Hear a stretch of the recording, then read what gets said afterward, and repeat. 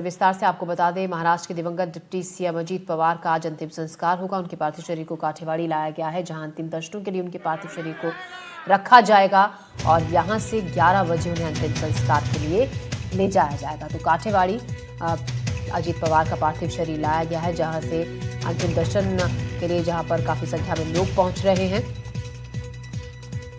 आज 11 बजे उनका अंतिम संस्कार होगा, जिसमें गृह मंत्री अमित शाह समेत कई मंत्री नेता पहुंचेंगे।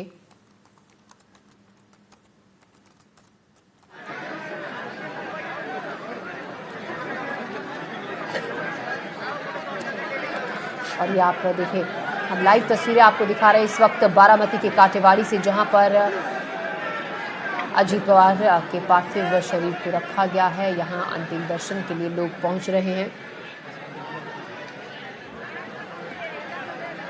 और यहां से 11 बजे उन्हें अंतिम संस्कार के लिए ले जाया जाएगा। उनके पैतृक गांव काठेवाड़ी लाया गया है उनका पार्थिव शरीर।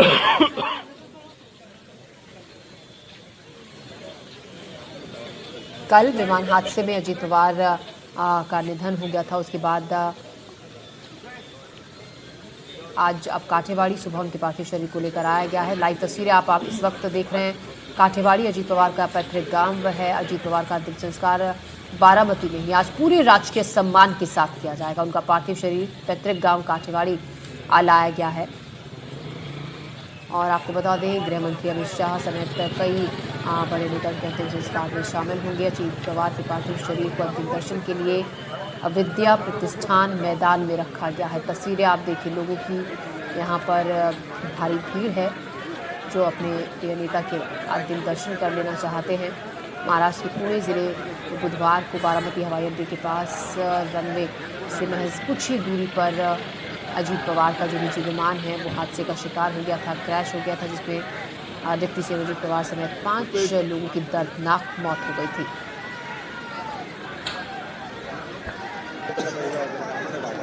अजीत पवार उनके मौत से महाराष्ट्र में बीजेपी के नेतृत्व वाली गठबंधन सरकार में एक बड़ा खालीपन पैदा हो गया है। उनके परिवार के लिए बहुत दुखद पल, दुखद घड़ी ये है।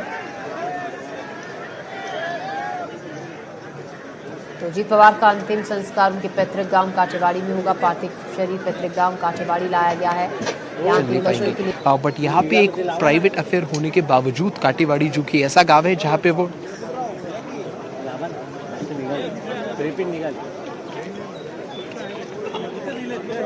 यहाँ पे अगर हम पवार परिवार की बात करें तो वहाँ पर परिवार के लोग हैं, उनके समर्थक हैं, उनकी पार्टी के लोग हैं जो उनके अंतिम दर्शन के लिए वहाँ पर पहुँच रहे हैं। पे नहीं आए। कल जब हम यहाँ में थे, शरद पवार और उनके अलावा बाकी सारे टॉप एनसीपी के लीडर्स थे, वो वहाँ पे मौजूद थे। यहाँ पे शरद पवार नहीं आए। हालांकि यहाँ पे पवार परिवार के अलावा भी शिवसेना के दीपक केसरकर हो गए या फिर एनसीपी के सीनियर नेता दिलीप वळसे पाटिल हो गए, ऐसे सीनियर नेता मौजूद है।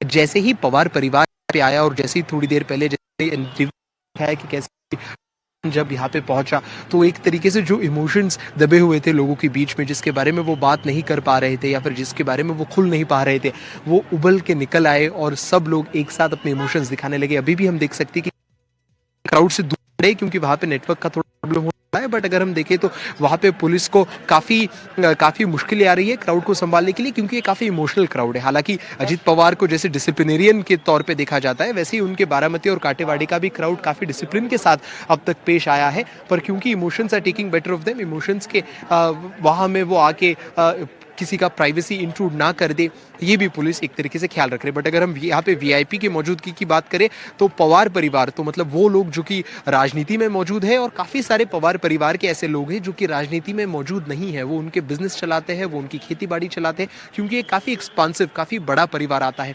वो सारे यहाँ पे फिलहाल मौजूद है। उनके अलावा जो कि क्लोज एंड निटेड मेंबर्स है पवार फैमिली के, जैसे कि दिलीप वळसे पाटिल हो गए, जो कि 1999 से जब से राष्ट्रवादी कांग्रेस की स्थापना हुई, शरद पवार पवार के काफी नजदीकी थे, बाद में वो अजीत पवार गुट में चले गए। हालांकि उनके संबंध फिर भी शरद पवार के साथ काफी अच्छे थे, वो अपने पूरे परिवार के साथ यहाँ पे आए हुए हैं। दीपक केसरकर जो कि कोंकण के रहने वाले हैं, एकनाथ शिंदे के शिवसेना के मेंबर है, पर वो भी अजीत पवार के साथ काफी करीबी रिश्ते उनके रहे, उनके साथ कैबिनेट मिनिस्टर भी रह चुके। ऐसे काफी सारे क्लोज फ्रेंड्स एंड फैमिली यहाँ पे मौजूद है। अगर हम मेन प्रोग्राम की बात करें जहाँ पे सौरभ मौजूद है, वहां पे जो सारे डिग्निटरीज है, वीआईपी हो, चाहे वो होम मिनिस्टर हो नितिन नवीन जी हो, महाराष्ट्र के मुख्यमंत्री, उप मुख्यमंत्री और खास करके ठाकरे बंधु जो कल शाम को मुंबई से पुणे और अभी पुणे में ठहरे हुए, वो सारे लोग वहां पे जा सकते हैं। और सिक्योरिटी और लॉजिस्टिक के कारण यहाँ पे सारे वीआईपीओ को लाने से पुलिस ने एक तरीके से रेजिस्ट किया है। Back to the studio. तो वीआईपीज जो वहाँ पर हैं वो धीरे धीरे पहुँच रहे हैं। पवार परिवार पूरा वहाँ पर मौजूद है और भारी तादाद में, हज़ारों की तादाद में यहाँ पर लोग इकट्ठा हो रहे हैं अपने प्रिय नेता के अंतिम दर्शन के लिए। काठेवाड़ी पैतृक गांव है अजीत पवार का, यहाँ पर उनका अंतिम संस्कार किया जाएगा। 11 बजे अंतिम संस्कार किया जाएगा। अजीत पवार के परिवार में उनकी पत्नी सुनेत्रा, 2 बेटे पार्थ और जय हैं। सुनेत्रा अपने बेटों के साथ उनकी पत्नी यहाँ पर मौजूद हैं, साथ ही परिवार के अन्य लोग भी यहाँ पर हैं। तो एक दर्दनाक हादसे में अजीत पवार की कल मौत हो गई थी। बताए जिस तरीके से अपने वो चुनावी कार्यक्रम में ही शामिल होने के लिए अपने निजी विमान से गए थे बारामती, और एन लैंडिंग से पहले उनका विमान क्रैश हो गया और इस विमान क्रैश में दर्दनाक मौत हो गई। विमान में सवार सभी 5 लोग जो इस हादसे का शिकार हुए, सभी की मौत हो गई। पायलट, को पायलट, उनके बॉडीगार्ड और एक क्रू मेंबर और अजीत पवार।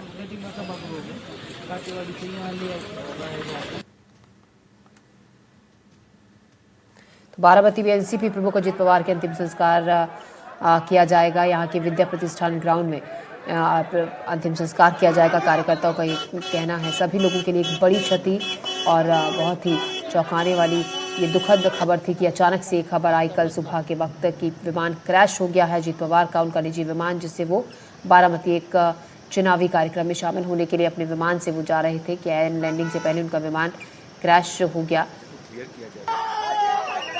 काठेवाड़ी की तस्वीरें आप देख रहे हैं। काठेवाड़ी अजीत पवार का पैतृक गांव, जहां पर उनका अंतिम संस्कार किया जाएगा। और देखिए कतारों में यहाँ पर लोग लगे हुए हैं और अंतिम दर्शन कर रहे हैं। उनका जो अनुदान है, योगदान है, वो बहुत ही हर किसी को प्रेरणा देने वाला योगदान है। और महाराष्ट्र की जो राजनीति है वो कोऑपरेटिव पे डिपेंड रहती है। तो कोऑपरेटिव में भी बहुत सारा काम अजीत दादा ने किया और पवार साहब के बाद कोऑपरेटिव सेक्टर को उन्होंने लीड किया और वही एनसीपी का बेस भी महाराष्ट्र में है।